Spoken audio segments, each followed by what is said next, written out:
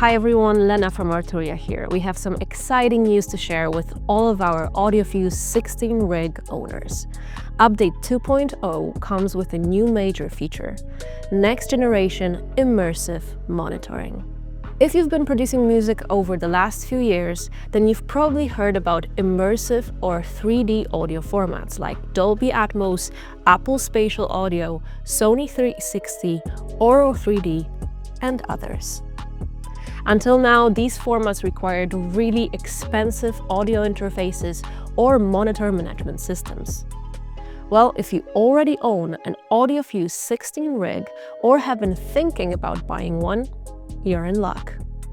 Our brilliant engineers at Arturia took a look at our flagship interface and with some optimization and a lot of hard work, added in an immersive monitor management system into a firmware update that's completely free.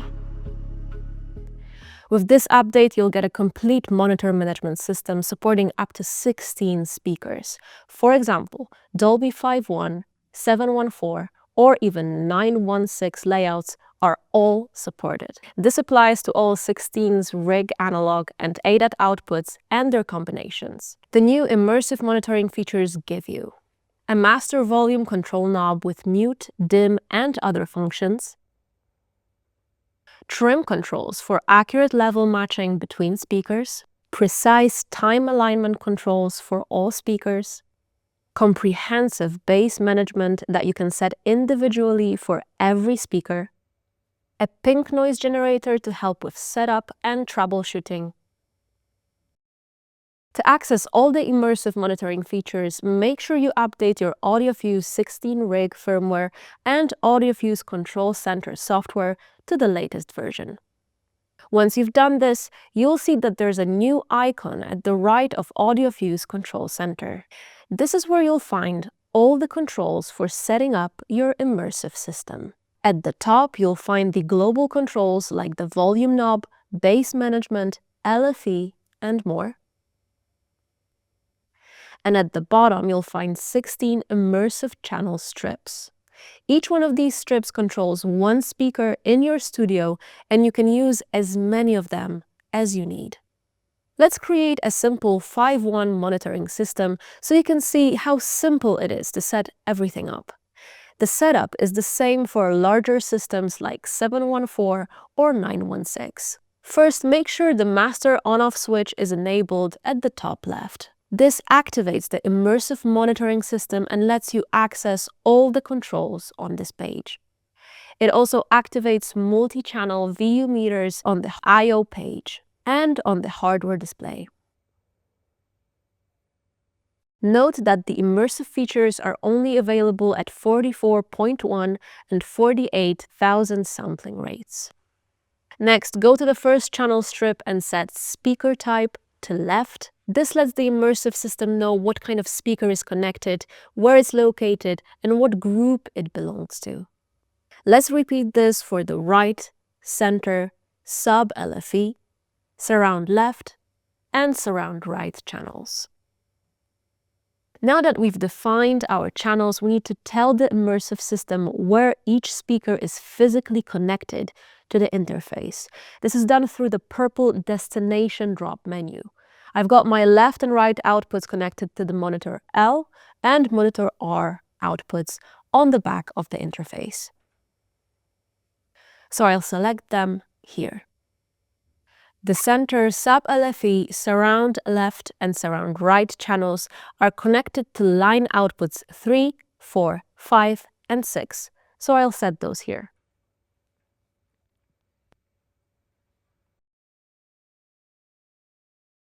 Next, we need to tell the interface where to find the audio for each speaker. This depends entirely on how you've set up the routing in your DAW, rendering software, or operating system. In this example, I have my music software set to output left and right on USB 1 and USB 2, center on USB 3, LFE sub on USB 4, and surround left and surround right on USB 5 and USB 6. At this point, we have everything connected, and we should be able to get signals from our computer out to our speakers. First, turn the monitoring level down in case you've made any mistakes in your routing. You can do this using the monitor knob on the hardware or the monitor level knob in AFCC. Try playing back some test signals or a multi-channel recording while turning the speakers up. You should now hear sound coming from your speakers. Pro tip: save your stereo and immersive setups as separate presets so you can return to them quickly when needed. Also, note that anytime you change presets or switch the immersive monitoring system on or off, the interface automatically mutes all outputs for safety reasons.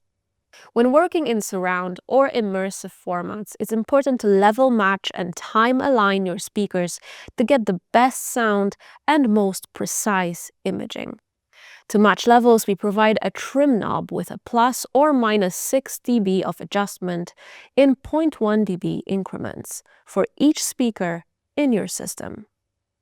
For time alignment, each channel has a delay parameter that can provide up to 20 milliseconds of delay with 0.01 milliseconds of precision. Note that you can enter delay values in either milliseconds or by meters by clicking on the MS or M icon that appears to the right of each value. Our immersive system has comprehensive bass management features to make sure all frequencies from all channels are heard. For example, many studios have large full-range monitors for the left and right channels, while using slightly smaller speakers for center and surround channels, and even smaller speakers up top as height channels. Smaller speakers usually can't reproduce all the bass, and that's where the bass management system comes in handy. To use it, switch on the bass management feature. We provide a convenient on-off switch so that you can easily bypass the bass manager and send the entire full spectrum signal to each speaker if needed. You can even set the front panel monitor button to control this switch, since it's a commonly used feature by mixers. Next, select the kind of crossover that you want to use through the bass management drop menu. If you select off, bass management is ignored for this channel. Or you can select 12 decibels per octave for a shallower filter, or 24 decibels per octave for a steeper filter. In my case, my left and right speakers are full-range monitors, so I'll set these to off. My center and surrounds can use a little help from the subwoofer, so I will use a minus 24 decibels per octave filter for those. Finally, we'll need to set the center frequency where the crossover takes place. Since the mains are full range and we have selected off, there is no crossover knob for those channels. For the center and surround channels that do have a crossover, let's select 45 Hz. Notice that you can set each speaker separately, giving you a lot of flexibility. And that's it. We now have full range signals going to the left and right channels, while the remaining channels play everything above 45 Hz while letting the subwoofer handle the low end. We have a convenient BM mix to sub knob at the top. Some mixers like being able to bring the subwoofer level down from time to time, and this provides a convenient way to bring down all low-pass signals going to the subwoofer with a single control. Also, most films have a dedicated LFE or low-frequency effects channel.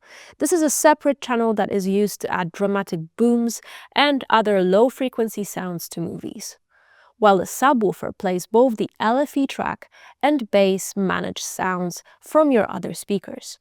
The LFE content is handled separately using the controls you find in this section.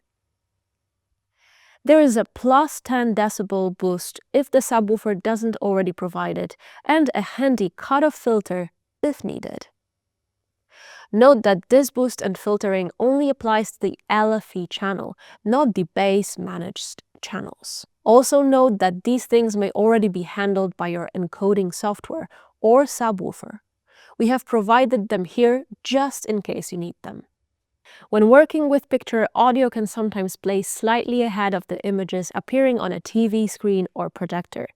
To compensate for this, we've included an AV lip sync delay with up to 20 milliseconds of delay.